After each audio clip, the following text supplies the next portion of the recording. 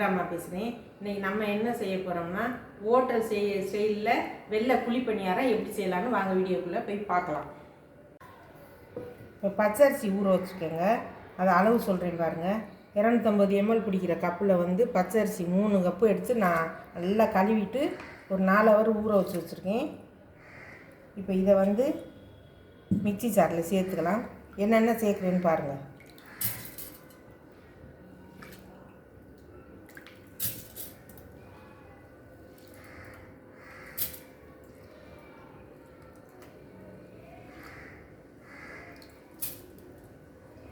கொஞ்சம் கொஞ்சமாக சேர்த்துக்கலாம். இது அப்புறம் அரைச்சிக்கலாங்க. இந்த 3 கப்பு அரிசிக்கு வந்து 1 கப்பு சாப்பிடாதுங்க. இது வந்து சூடாக வடித்த சாதம் ஆற வச்சு எடுத்துருக்கேன் 1 கப்பு.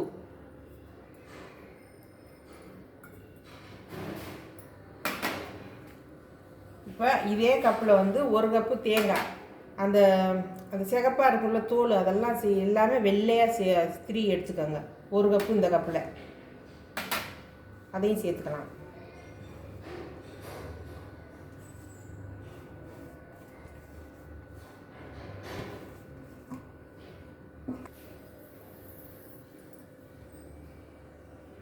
முக்கால் டேபிள் ஸ்பூனு வெள்ளை சர்க்கரை, அதாவது வாசனை இல்லாத எண்ணெய்,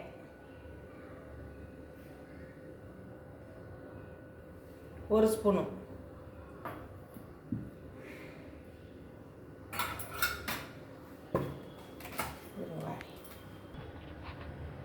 ஒரு 1/4 ஸ்பூன் வந்து ஈஸ்ட்டுங்க. இது எல்லாம் சேர்த்து நம்ம அரைச்சிட்டு வந்துடலாம். நல்லா பாருங்க, இந்த மாதிரி நல்லா நைஸாக அரைச்சிடுங்க. கொஞ்சம் கூட குருணை இருக்கக்கூடாது. நல்லா நைஸாக அரைச்சி எடுத்துருங்க. இப்போ இதில் சேர்த்து விட்டுக்கலாம். அந்த மாவை அந்த அரிசியும் அரைச்சிட்டு காமிக்கிறேன் பாருங்கள். இந்த மாவை அரைச்சாச்சு. இதையும் ஒன்றா சேர்த்துக்கலாம்.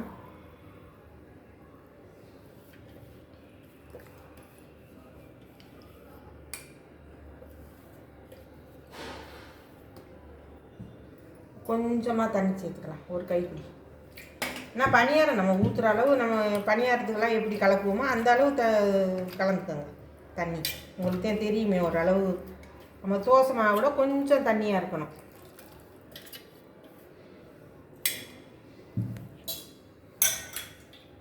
இப்போ வந்து அதுக்கு தேவையான உப்பு சேர்த்துக்கலாங்க.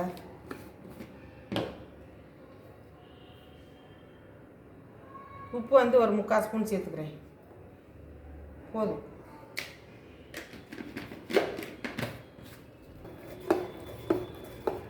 நம்ம இட்லி மாதிரி நம்ம கையை வச்சு கலக்கி அடிச்சுட்டுலாம் கிடக்க வேண்டாங்க. நம்ம ஈஸ்ட்டு போட்டிருக்குறோம், எண்ணெயெல்லாம் ஊற்றிருக்கோம், புளிச்சிரும். இந்த மாதிரி வச்சுக்கோங்க. இந்த பக்குவத்தில் இருக்கணும். இதை நல்லா கலந்து விட்டு மூடி வச்சிடலாம். ஒரு 2 ஹவர் புளிக்கட்டும். நான் அப்புறமா எப்படி செய்கிறேன்னு காமிக்கிறேன். இப்போ மாவு வச்சு 1.5 மணி நேரம் சொன்னேங்க. 2 ஹவர் ஆயிடுச்சு. இப்போ பாருங்கள், புளிச்சிருச்சு பாருங்கள். நல்லா நம்ம அரைச்சி வச்சது பாதி தான் அரைச்சி வச்சோம். பாருங்கள் எவ்வளோ உப்பி வந்துருச்சுன்னு. இப்போ இந்த மாவுலேருந்து நம்ம கொஞ்சம் எடுத்துக்கலாங்க. தேவையான அளவு நம்ம ஊற்றி எடுத்துக்கலாங்க.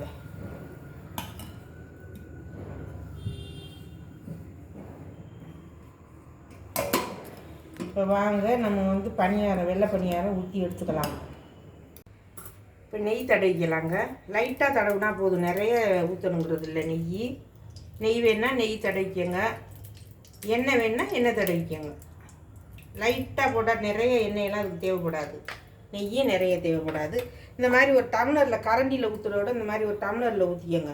உங்களுக்கு சிந்தாமல் ஈஸியாக ஊற்றுறதுக்கு தோதாக இருக்கும். இப்போ பாருங்கள், நான் ஊற்றி காமிக்கிறேன்.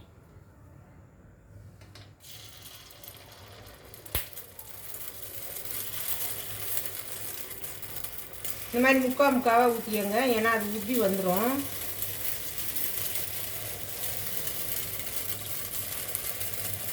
பாருங்கள், அழகாக கரண்டியில் அள்ளி ஊற்றணும். உங்களுக்கு சேதம், அதுக்காகத்தான் நான் சொல்கிறேன். இது ஈஸி மெத்தேடு. இப்போ மூடியை போட்டு மூடி வச்சுருங்க கொஞ்சம் நேரம். அடுப்பை வந்து ஃபுல் சிம்மில் வச்சுக்கிறேங்க. இப்போ வாங்க எடுத்துக்கலாம். பாருங்கள் எப்படி உப்பி வந்துருச்சுன்னு பாருங்கள். சூப்பராக உப்பி வந்துருக்குது பாருங்கள். உங்கள் வீட்டில் கொஞ்சம் லைட்டு தாங்க கொஞ்சம் கம்மியாக டிம்மாக இருக்குது. குத்தி எடுக்கிறது எங்கே பார்க்கலாம். இந்த மாதிரி ஸ்டிக் இருந்தால் கூட அப்படியே ஓரமாக விட்டு இப்படி திருப்பி விட்ருக்காங்க.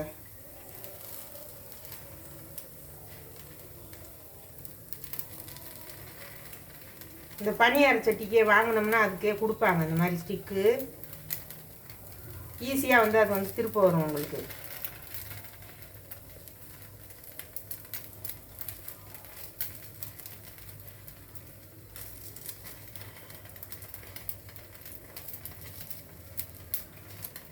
இது ஒரு ஒரு ஒரு ஒரு செகண்ட் இருக்கட்டும், எடுக்கும்போது நான் காமிக்கிறேன்.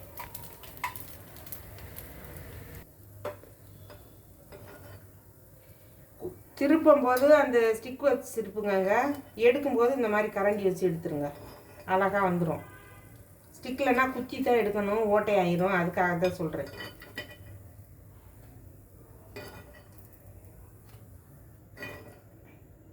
வாங்க இன்னொரு வாட்டி ஊற்றி காமிச்சிடுறேன்.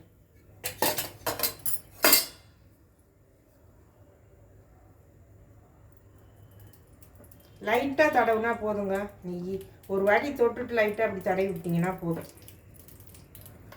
மேலெல்லாம் நெய்யெல்லாம் ஊற்ற தேவையில்லை.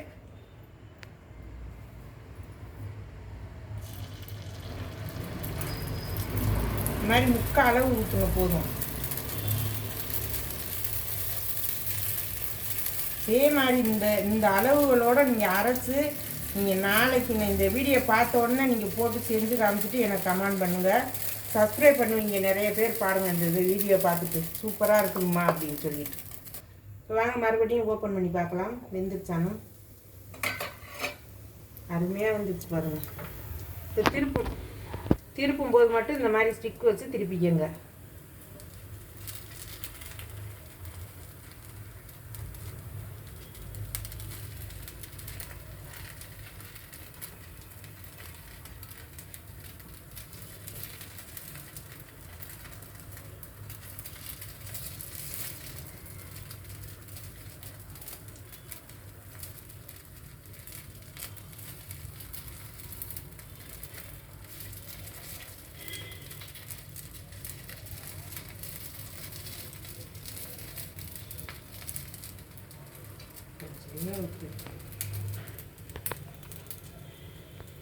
இப்போ வாங்க வெந்துருச்சு, எடுத்துக்கலாம்.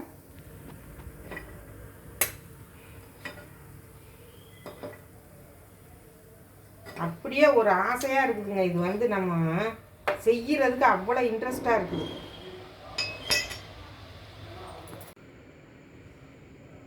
இப்போ பாருங்கள், வெள்ளை குழி பணியாரம் பண்ணி எடுத்தாச்சு. சூப்பராக வந்துருக்குது பாருங்கங்க.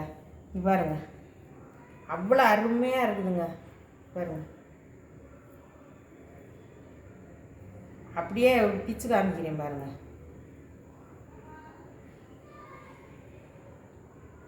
அவ்வளோ சூப்பராக வந்துருக்குதுங்க குழி பணியாரம்.